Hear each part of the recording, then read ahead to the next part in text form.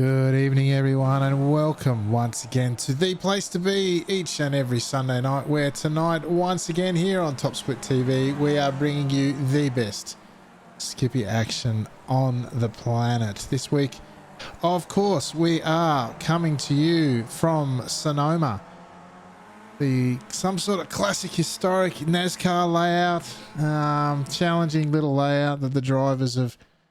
Well, the diehards have come out here once again on Sunday night, where myself, Alex McKellar, is joined once again by the chaotic one, Mr. Corey Steinhauser. Corey, 20-car field, 5K soft. Not much more you could ask for on a Sunday night.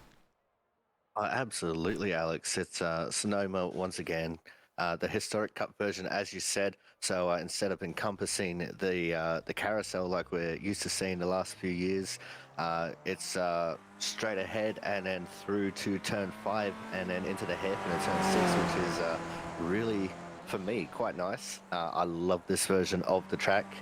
And, it should be exciting. 5,008 is the strength of field amongst 20 drivers. That's almost unheard of, Alex. Yeah, mate. It's a very strong field when it comes to those sorts of numbers. But let's run through. We've got 20 to get through. Manu Luqueta. We haven't seen Big Breaks Luqueta for a while, but he's back here tonight, doing some warm-up activities to get those tyres up to temperature.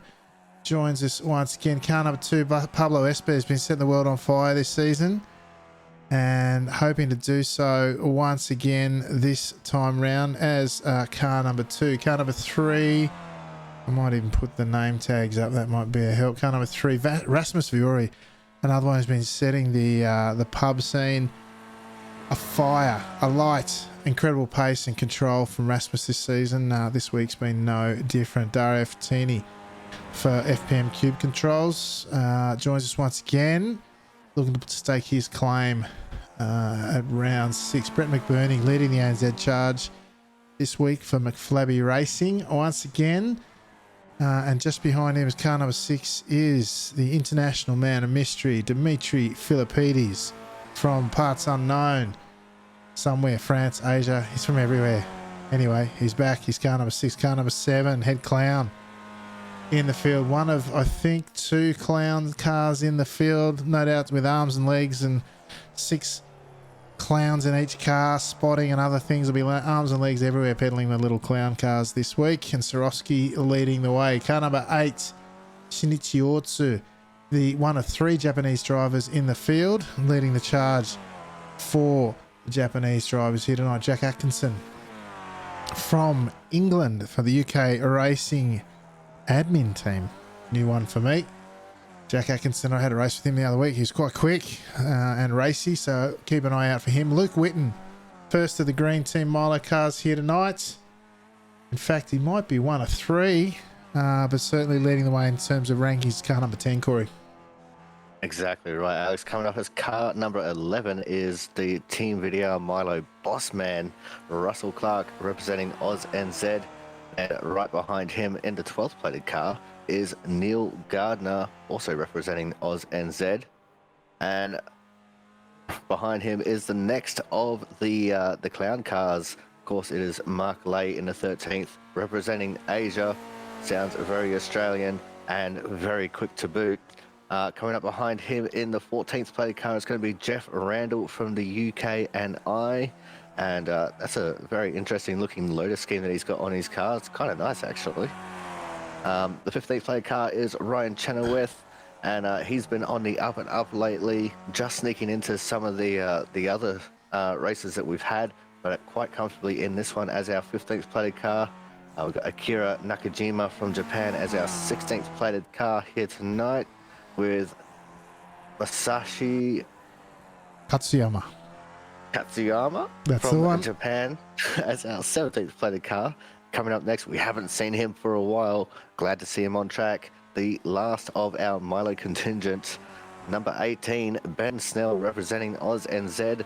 Be looking forward to seeing him spin out on lap 1 as per normal. Oh, that's harsh. And, mate, there's another Milo car. Look out. Go ahead. Oh, we got 4 Milo cars. Look out. Donald Sabinal. We haven't seen him for a while either. The 19th plated car from Oz NZ. And wrapping up the field, the wildlife warrior himself, Paul Wilson, is car number 20, Alex. Yeah, Paul Wilson wrapping out our field here tonight as quali. The drivers are deep into their second laps. Manu Luqueta setting the way at the moment. Espes has done his two. He's sitting in P2 at the moment, but Luqueta, as he rounds the final corner, looking to stay on pole. And does he better his time? A 23.2 is a fantastic time. Can he better it?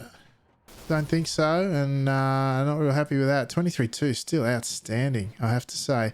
Is anyone left out there on track? Yeah, Sarovsky. Can I get a picture of the clown car? Put it on pole in a 5,400 or 5,500 strength of field in the warm-up race. Only manages a top 5 finish for this one. Wildlife Warrior in Ryan Chenoweth. He is coming to round out his final lap, one of only 2 drivers left to set a time. He'll be looking to move up from the last row of the grid tonight. What can the Wildlife Warrior do? The Goose Juice Racing comes across the line now. Jumps up inside the top 10, as is Jeff Randall just behind him in P11. Fantastic work as we now look to go through our grid for the big race of the week. Manu Luqueta for Sabelt Esports joins us for, I think, only the first time this season. Starts on pole, 23.2, outstanding quality time. Just ahead of Dario Frattini, who's put one together in quali for the first time this week that I've seen. Anyway, if FPM Cube Controls joins Luqueta on the front row to lock out an all-Italian front row of the grid. Pablo Espes from Iberia starts on P3. Brett McBurney for McFlabby Racing. Great effort leading the ANZ charge from P4, just ahead of P5 on the third row. Vasco Sorosky for Team Clowns. Rasmus Fiore, surprisingly, only managing 6th in the big one. Look for him to potentially move forward. Just ahead of Dimitri Philippides, starting out of 7th tonight, with alongside him on the 5th row will be Luke Witten for Team Milo. Next Team Milo driver will be P9 off the grid tonight, Donald Sabanal. Next to the Wildlife Warrior for Goose Juice Racing, Ryan Chenoweth. Jeff Randall for UK and I out of 11th tonight. Ahead of on P12, one Ben Snell for Team Milo. 13th off the grid, Jack Atkinson for UK Racing Admin Team Masashi Katsuyama from Japan out of 14th. 15th, Team Bossman Russell Clark, Team Milo. 16th off the grid, Akira Nakajima for Nagaya Racing School. Shinichi Otsu from Japan out of 17th. Neil Gardner starts from 18th tonight for ANZ. Mark Lay, final clown car in the field, starts out of 19th. And rounding out your full deck of 20 drivers tonight will be ANZ's Paul Wilson. Corey, as we get set for the big one. Mate, Espes has been setting the world on light, but what's he got this week, do you reckon? Oh, I reckon he's got just about enough to finish second here, because Manu Luqueta, even though we haven't seen him on track in a while, he's going to be hard to beat, as everyone is now on the grid, as everyone's going to be getting ready. The red lights mean rev, and the green lights mean go, as Fred the Flag Marshal vigorously waves his green flag over the field. Interesting, Alex, the top 8 was separated by less than 0.2 of a second, and the whole field up to 19th was separated by less than 0.8 of a second in qualifying, which is absolutely incredible to think about. Mate, it speaks to the quality of the field and how close we can expect the racing to be. Look at the green cars in the midfield, though. The team rivalries. Oh, as we've lost one. Is that Snell going around? Oh, my goodness. Corey, you called it. I wasn't expecting it, but you called it. Look for the Snell car going around lap 1. I don't know if you had any help. We might check on that later. But meanwhile, deep in the pack, we have plenty of side-by-side going on. As we were saying, times are so tight in quali that I expect them to be equally tight through here. Very difficult, tight throughout, I should say. Very difficult to get the passing done here. The track is very technical in places, very flat, no camber to help you through the twisting final sector, which is very high speed, flat out in 4th gear in the later stages of the races, as you come, later stage of the race, I should say, as you come through the final sector.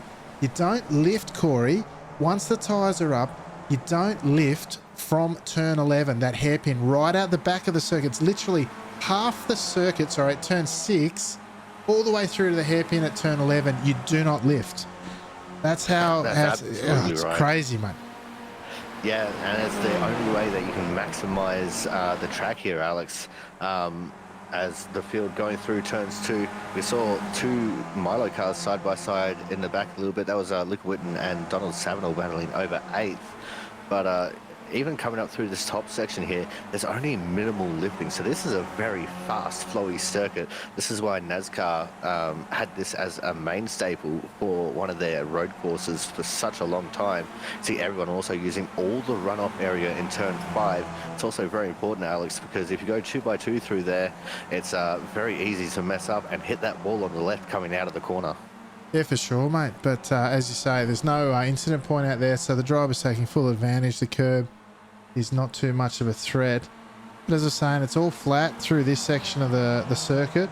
Literally flat with the foot to the floor, but also no camber aiding through these sweeping corners. So you can see the rear of the car desperately looking to get let go in the case of some of these drivers. And the other trick for young players is a lot of the guys holding fourth gear throughout that whole section.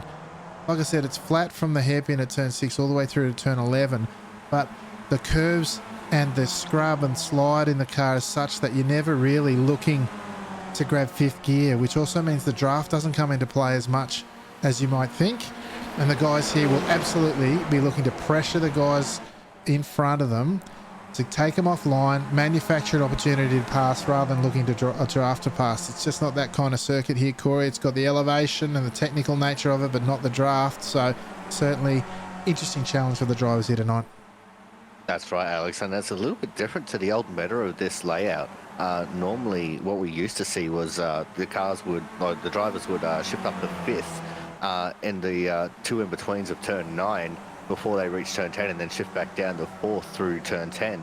But it's just a lot faster these days just to hold fourth all the way through. And you see we've got a single file line of 6 as our front pack here, and the second pack only a line of 4, but there's 2 Milo cars in there trying to mix it up and get back to this front pack, Alex. Yeah, Philippides almost looking like the cork in the bottle there in that second we've lost pack. Mark Lay at the back, Alex. Mark Lay, oh yeah, that's a big one. Let's go check what happened. Oh, he's side by side and just bang into the wall. And that's not the happiest of clowns in there, I am sure, as we jump back up to the front now. There's changes of position now in this secondary pack as Chenoweth looking to challenge Sabanal and split the 2 Milo cars. I was saying Philippides looking somewhat like the cork in the bottle of this pack, and that's Philippides been no slouch here this week. Struggle being a bit down on himself when it comes to pace relative to the front runners, but the front runners in this pack of 6, led by Lucetta and tailed by Viore, somewhat surprisingly. Viore's been really the benchmark almost all through the week, and he finds himself on the back of this lead pack for possibly the first time, as McBurney now had to defend from Sorosky's right on his tail at the exit of turn 6, looking to get the run of this long flat section. Cost Sorosky a bit there. He'll pick up a little bit in as the draft runs out, as they all get locked in fourth gear, engine screaming. But yeah, certainly Sorosky looking to do what he can. As straight line astern they go through turn 10 once again, down into the heavy braking zone at turn 11, Corey. That's right, Alex, and there's a couple of passing opportunities around here. This hairpin at turn 11 being one of them, and some would argue you could make a pass in turn 2, although that is a very difficult pass to try and make. And obviously there's also the hairpin at turn 6, but these are all really difficult areas to pass, especially since there's no draft or very little draft around this track. So these guys are going to have to absolutely work hard for any and every position they make.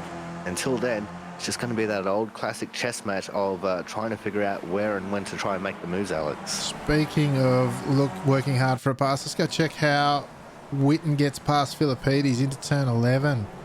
And almost cost him 2 positions, as you see Sabanal trying to follow the leader of his teammate going through the inside, but Philippides, having done a lot of laps here, knows the drive is actually stronger on the outside line there, and holds on to the position as we go back to live pictures. Up the front, Manu Lucetta Saybelt Esports driver, joining us for probably the first time this season, if I recall correctly, leading the way, picking up where he left off last season in terms of front running and being up with the leaders, although we're sans one Christian Perez, who can certainly throw down with the likes of Luqueta and Espes.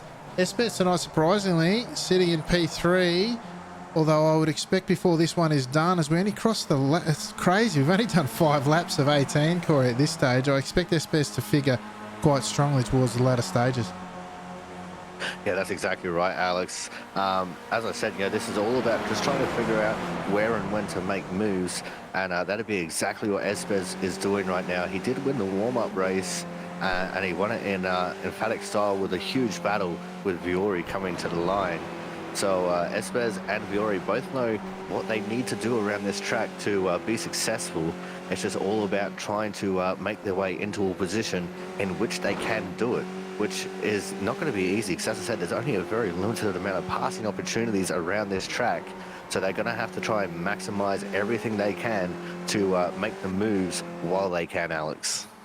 Yeah, absolutely, mate. Look, we're just having a look there what it must be like to be in a 6-car Skippy sandwich there. The look from the gyro and then the rear of Espes. This time he starts making a move. What's he got this time round? Nah, he pulls back. I thought he might have a look there on Frattini.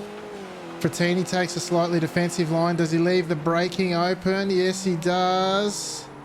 Leaves the braking, but no joy. No joy there. I thought he might have a good look there, but this time is not the time for Espes to have a look. Or he did have a look, I should say, not the time to get it done. And interestingly enough, it didn't cost him very much time, as Espes actually almost gapped McBurney behind. Perhaps he was defending from Swarovski, Corey. I think he was. I think it was just those front three just got a little bit of a better drive out of the corner than McBurney. McBurney still, he's closed up that gap significantly, though, right back on the tail of Espes. And that's just the nature of at least the first half of this circuit. It's very easy to close up a gap, especially if someone has a little bit of a hard run. And you see there, Espes now had a terrible run through turn 5, going defensive into turn 6 just to try and make sure McBurney doesn't make a move. He also opens that gap a little bit to Frattini. So even though there's not much draft around here, Alex, there is still that little bit of draft that will help Espes close this gap back up again and get him right back onto the tail of Frattini.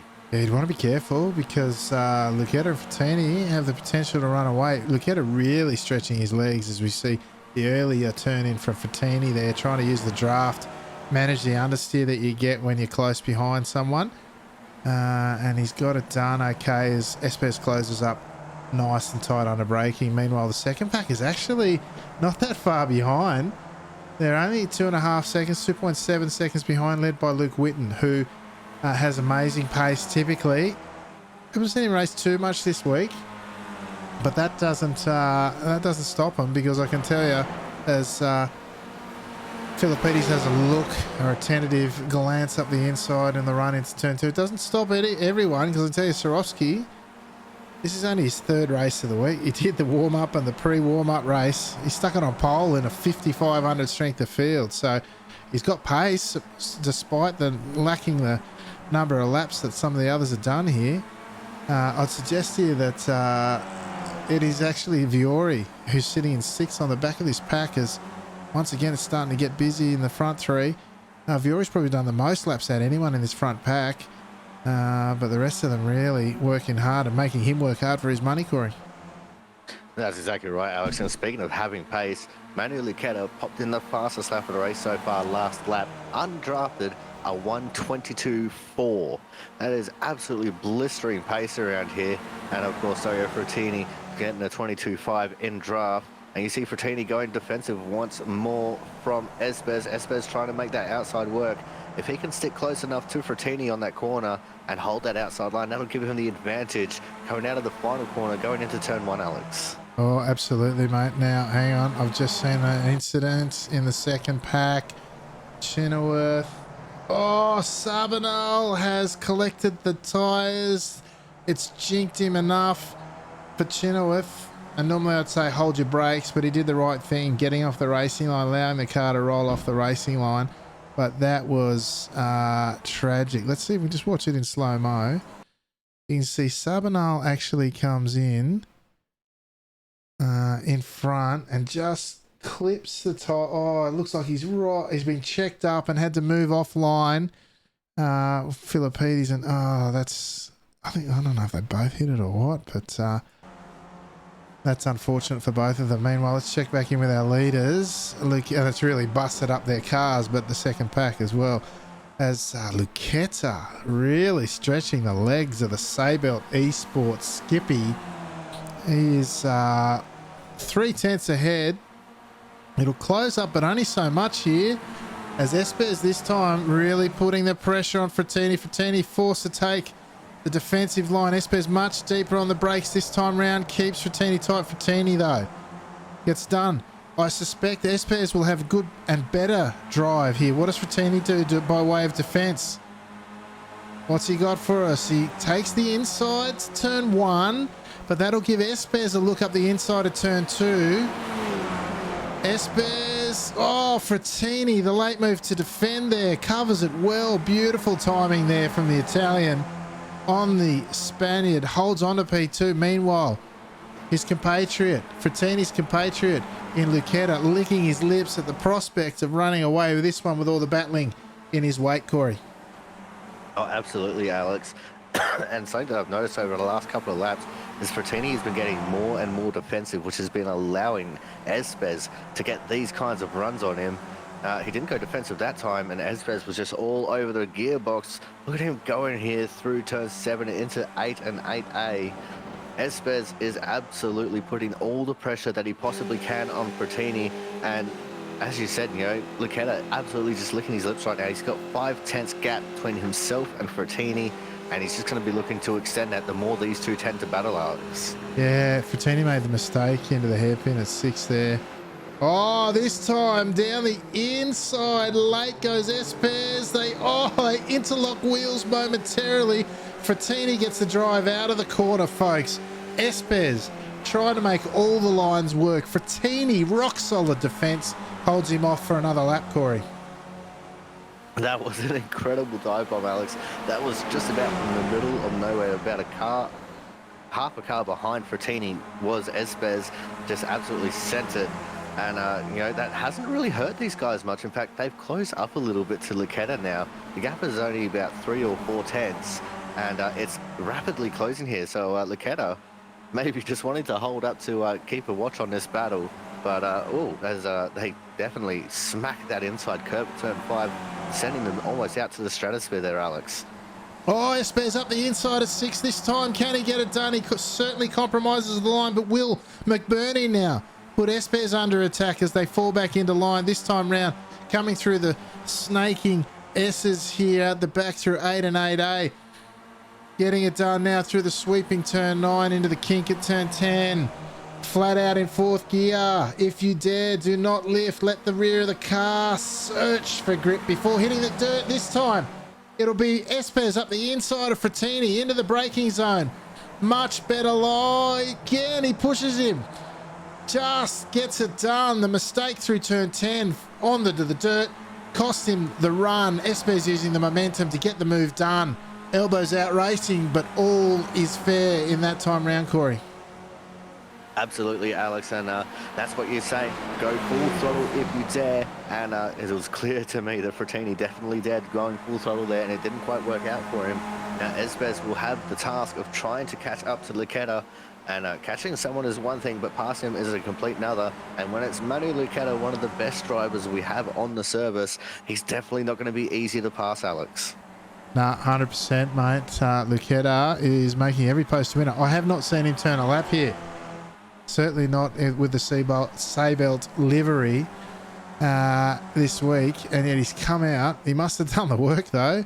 This is not an easy track to get a handle on, particularly when you're talking about the strength of the field here, not just the number on the soft, but the caliber of the driver here as well, and showing once again how important quality is. In that top 6, there's only been one move, and we saw it. One change position. That was last time round. The small mistake from Frattini, who out of the 3 has done the most laps here this week. As defensive goes McBurney in the background. from Swarovski, who's had great pace here. Both of them, in fact, have had good pace here this week.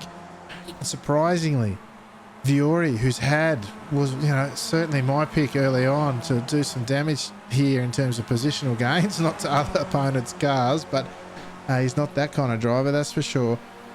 He's going nowhere fast, and it's just draft locked. And these guys working hard for anything and everything. As Espes gets the run out of turn 2, pulls in behind. Really looked like they were going to go side by side through the chicane here at 3-4, Corey. Yeah, absolutely, Alex. I think Espes thought that it wasn't quite worth that kind of a battle, because that definitely would have led to contact in that section. So Espes probably using a much smarter head here. Now that he's gotten around Frattini, he knows that he has to absolutely calculate everything he does, as Frattini was looking up the inside of Espes that time. But Espes able to have a stoic defense of his own, holding on to second, as it looks like Frattini might be under attack from McBurney here shortly, because McBurney all over the rear end of that Frattini car, Alex. Yeah, it looked like almost he was attacking to defend there. He's showing the nose as we look from Frattini's car back to the red number 5, the nose cone of Brett McBurney. Looking like he was defending, if anything, as once again you see McBurney defending from Swarovski. Leaves the door open a little bit for Viore in the background, but not this time. And they remain all side by side up the front. Espes going around the outside. This will give him a great run and a great look into turn 2. Can Lucchetta get the drive quick enough to get clear? No, he cannot. Espes will go through here. He would have set that up at the hairpin, and Frattini looking to follow. Oh, Espes has got a terrible run. Got wheel spin on the curbing at turn 2, and that allows Lucchetta to come back. It checked up so much that Frattini's going to get caught out here by McBurney. Side by side in Noah's Ark fashion, they're going to go down into the kink there. At turn 5, they're going to come out. Is anyone going to collect the wall? There's a bumper shoulder. Frattini's gone. Frattini's gone out of all that. They almost got 2x2 working, but this time Frattini has gone from right up the front. Devastating to right up the back, Corey. Oh, absolutely, Alex. I feel for Frattini. He put in so much work there and did not come out for him. But that all started at turn 11 with Espes sending it up the inside of Lucchetta. And Lucchetta actually, to his credit, gave him so much space that that move was almost guaranteed. But what a defense, and unfortunate that it happened like that. But here we go again as Espes up the inside of Lucchetta. You see how much space Lucchetta gives Espes. That's because Lucchetta is trying to get the extra drive, trying to diamond the corner a little bit, and you see him up the inside now in the final corner, sticking right next to the fence, as he doesn't want to give Espes any chance of taking the inside here. But it looks like that side draft that you can get on the straightaway just helping Espes there. Now let's see what's going to happen this time. Lucchetta was a little bit sideways that time, and Espes gets the move made this time in turn 2, Alex. McBurney showing his nose. That time Espes learned from his mistake the previous lap, did not get the wheel spin off the inside curb at turn 2. That'll slow the drive on exit, cost him dearly. It cost Frattini the most last time round, as these guys really understand that they've got to maximise every opportunity that comes their way. Hence, stepping and leaping where angels fear to tread last time round. Frattini, I've got to tell you, it did look like netcode, but it did look like an inevitability almost, and gets punted, side punted, hip and shouldered into the wall on the other side, and perhaps into next week's race. Now, this time round, Espes a lot further back. He will draw closer through this final sector until they start tapping out in 4th gear into the braking zone. Here is where that'll stop, and it'll then come down to brakings once again. Swarovski going much deeper this time, around the outside, force wide. Viore will not get the drive, will not be able to track out properly, and they remain as before. Let's check in on our second pack. It's down to a Milo sandwich. Sabanol survived the previous incident. There's some movement for positions here. Clark dropping positions through the final quarter. Look at this monster pack here. I think it's Randall leading the way here. Frattini's got going. How on earth has Frattini got going? He's got more wrinkles in that than the face of a 6-year-old bloke who's been sitting out in the sun half his life. Look at the shape of that skip. He's going to get gobbled up at any point soon, surely, Corey. I'm not too sure about that, Alex. He's been just in front of this pack for the last couple of laps, and he's been, keeping the pace kind of all right there.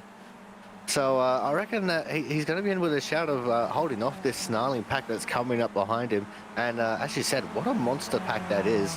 What's that going to be? About 8 cars deep in this pack. I mean, the tail end of it is kind of spread out a little bit, but nevertheless, still quite the formidable pack to be in, especially when you look at some of the names that are in it. Some of the names that, as we usually say, on any given day, anyone in this race could be a winner, Alex. I got to tell you, I reckon he's going to get monstered, and the monstering's just starting now. No way that thing's got anything more than the aerodynamics of a brick as he pulls over. Good sportsmanship there, realising his race is over. Meanwhile, back up front, the battle continues. Espes gets the run out of the final corner, sets up this attacking move that we've come to see lap after lap. Penultimate lap this time round. Lucchetta mounting a stoic defence, keeps the line a bit tighter this time, gets the drive out of turn 2. Fantastic effort from the Saybelt Esports driver. Side by side they go again. Espes will have the run through the second part of this chicane at turn 4. But no, it's still Lucchetta holding station up the inside now at the kink. They'll have to come back on, leave the margin. They get it done again. Viori now pressuring Sorowski. Forces him to kink out. They're still side by side in the front pair. And it is Espes now who gets it done.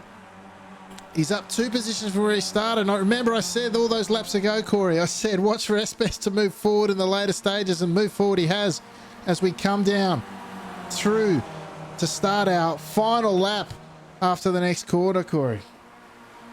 As he's exactly right, Alex, as Lucchetta is going to look for every opportunity. Look, here he goes up the inside now. Behind him, McBurney going defensive as well. And how are they going to come out of this? You see Espes just holding onto that left rear of Lucchetta. He's not going to let him get away that easily. Lucchetta is going to try everything in his bag of tricks to hold on to the outside here, which becomes the inside for turn 2. The white flag is out. Last chance to win it or wear it for these drivers. And Lucchetta, Lucchetta's around. I think there was contact from McBurney. Could well be, mate. We'll have a look at that one after the final lap. Now, Viori's made the move on Sorowski. Can he make it stick? Espes is off to win his 3rd race or 4th race on the trot, potentially, as they're really dancing for scraps out the back of this pack after the tragic ending for Lucchetta. I tell you, who's looming in the background, the Milo sandwich of Witten, Philippides and Sabanal. But I think the battle for the race is done. Espes is gone. McBurney, Viori and Sorowski left to fight over the minor positions on the podium. And it looks like McBurney's... Oh, yeah, you can see the bend in his wing. Doesn't take Sherlock Holmes to see what likely happened to Lucchetta at turn 2. We will go back and have a look. Oh, how did he hang on to that? I don't think he had any help. I think the rear was going on. So Sorowski with the big lunge. Oh, the rear lets go. He won't get the drive out of the corner. And it's Viori, who sat in 6th or 7th on the tail end of this pack for so long that Espes takes it out. Viori crosses the line in 2nd ahead of this amazing pack that we saw. 3 ANZ drivers in the top 5 with Witten rounding out that top 5. Corey, what a banger that one turned out to be. Oh, absolutely, Alex. That was incredible. And Manu Lucchetta recovered from that spin to finish in P8, Alex. Absolutely amazing. Dario Frattini down in 17th, unfortunately. I hate that that happened to him because he was looking so good for so long, just sitting there chilling and yep. But damn, Sonoma always turns up that little bit of excitement just when it needs to. It is both our at one point the worst attended track and also the highest soft track simultaneously, which was pretty incredible for a period of time. So, you know, Sonoma always throws up a little bit of a surprise for us, Alex, and, you know, this was definitely one of those surprising kind of races. Yeah, absolutely. Let's go and check out what happened in that final lap, if I can get a picture. So we saw them go side by side through the final corner, as we'd seen so many times before. Perhaps McBurney getting the run that time that we weren't we hadn't seen previously. I certainly had my eyes fixed on the front too, and this is where it starts getting interesting because, as we know, the run around the outside, if you can get it right, a lot of sideways lateral movement there, bit of scrub costing Lucchetta the speed that he perhaps would have wanted. And what you'll see coming up shortly is Espes will get the clear call from his spotter and defends stoically and hard, makes a clear-cut movement across the front of Lucchetta because he's got the better drive up the hill. Now, into that braking zone, what do we see? Oh, Lucchetta looks like he's lost it on his own. I don't think he had any help. I want to go back. Sorry, folks. I just want to go back. And we'll take a little bit further back still. I'm wondering if he lost it on his own, Corey.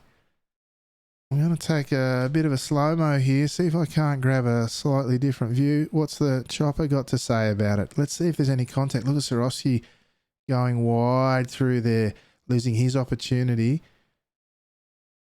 Oh, no, he did. Got a bit of help there. Chopper shows all in the end. Oh, look, I've got to say it was a racing incident in my book. An unfortunate one. He was moving right to left there. Tough one to see, tough one to call. An unfortunate one in the annals of time now, or the annals of SNL history. Let's go check out our results for round 6 at Sonoma. Put on a bottler. Not many would have expected that, but certainly those who turned up tonight put on a fantastic show. None better than Pablo Espes, moving forward 2 positions at the top end of town to take out a fantastic victory, about 4th on the trot, I think. Espes dominating season 29 of Sunday Night Lights. Rasmus Fiore, really, really strong performance, echoing his efforts throughout the week. In fact, most of the season so far, with his best SNL result finishing in P2. Rounding out your podium, leading the ANZ charge for McFlabby Racing was Brett McBurney. Just ahead of the head clown himself, Mr. Vasco Swarovski, finishing in 4th position.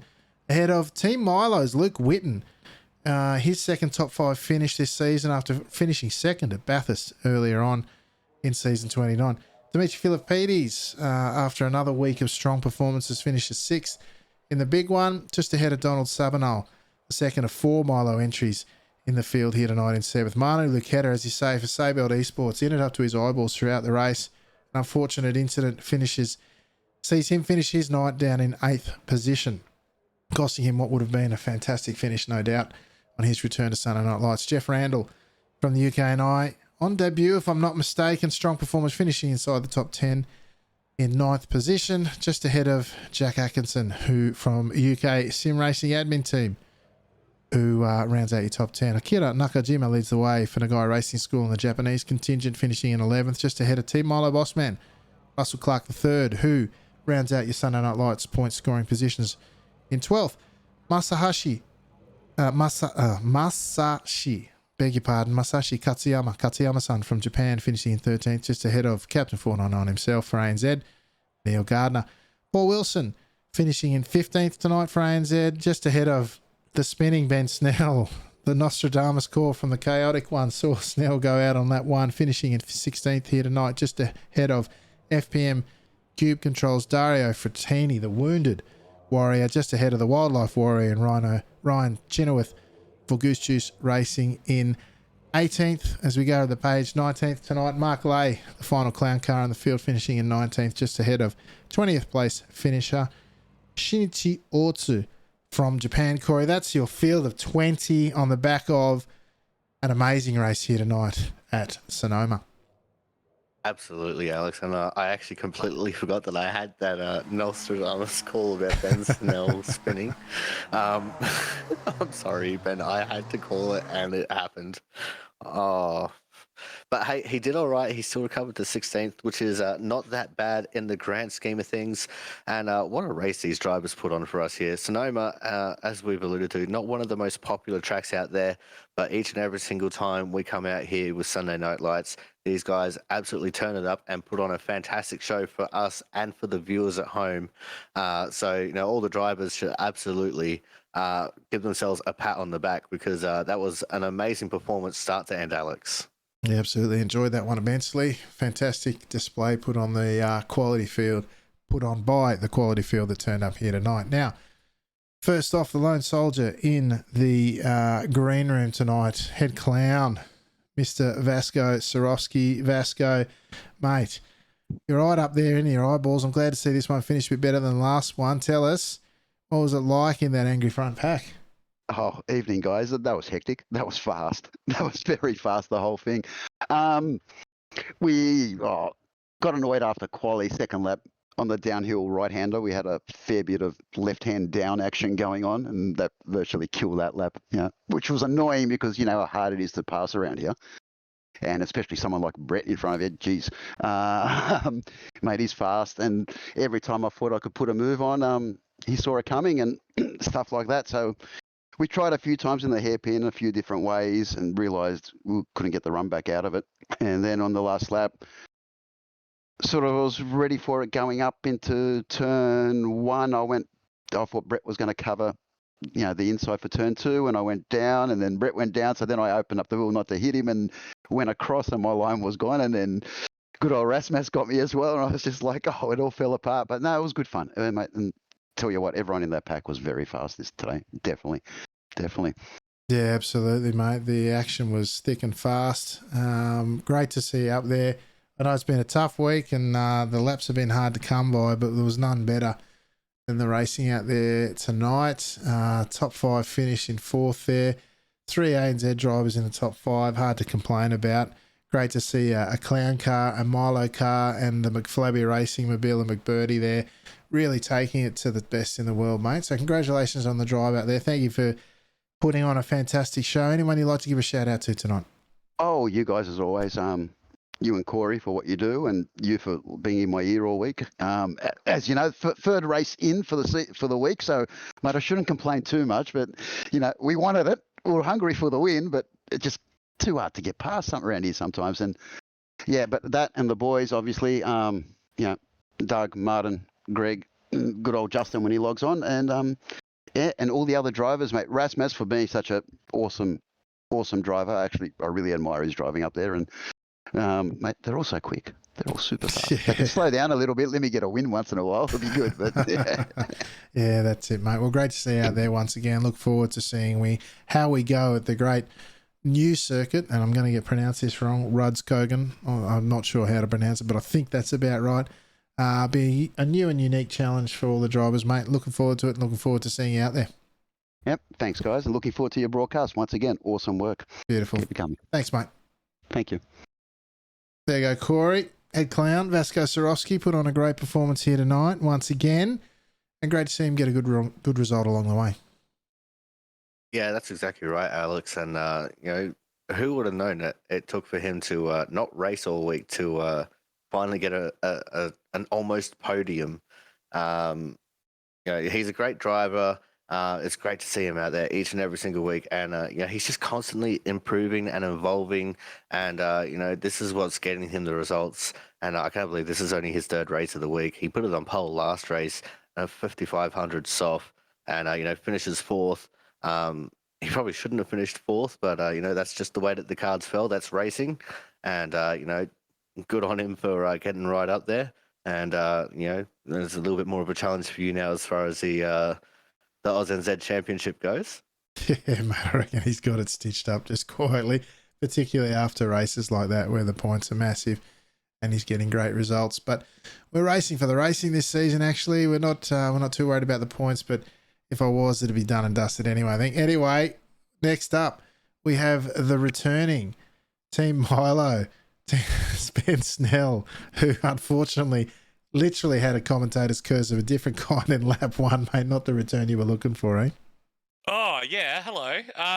It was kind of funny because Russell and I were talking before the race about some classic Ben moments, such as spinning in front of the entire field at Red Bull Ring, and the time I forgot to put it in gear when I was on pole for the Ring. But look, this bites you. Like, it's been a while since I've driven and come in, and the first time I've made top split in God knows how long, and I really just brought back some classic Ben moments. You did, mate. I couldn't believe it. I thought Corey was being harsh there for a minute, and then all of a sudden it unfolded in front of us. But Mate, not all that aside, it was great to see you back out there. 4 Milo cars in the top split on a Sunday night in a 5K soft. When has that ever happened, right? Oh, I know, it's bloody awesome. And if you actually look at the results, there's perfect dilution. We're mixed all the way through the field. So it's a nice solid glass of Milo. There's no chunky bits in there. But yeah, it's great to see everyone. It's great to see so many Aussies in the top split. I know Sonoma sometimes gets a little bit quiet, which is why I, with my lowly 4K, could make it in. But yeah, it's great to see so many Aussies still supporting and so many up near the front tonight. Yeah, absolutely. Can I tell you, we're talking a 20-car field, a 5K soft. I don't want to underrate some of the drivers in here from the ANZ Club as well. So, you know, it's a fantastic effort. It's fantastic support that we get, both from the local folk and the folks overseas who turn up week in, week out and put on what is an amazing display. And certainly, in my opinion, makes this the best series on the service. And it's action like that will keep us coming back time after time. So thanks, Ben. Really great to see you out there, mate. Anyone you'd like to give a shout out to? Oh, of course. Big shout out to you guys for putting this on. Of course, it is like the place to be on a Sunday night. It's the place to be for skippies.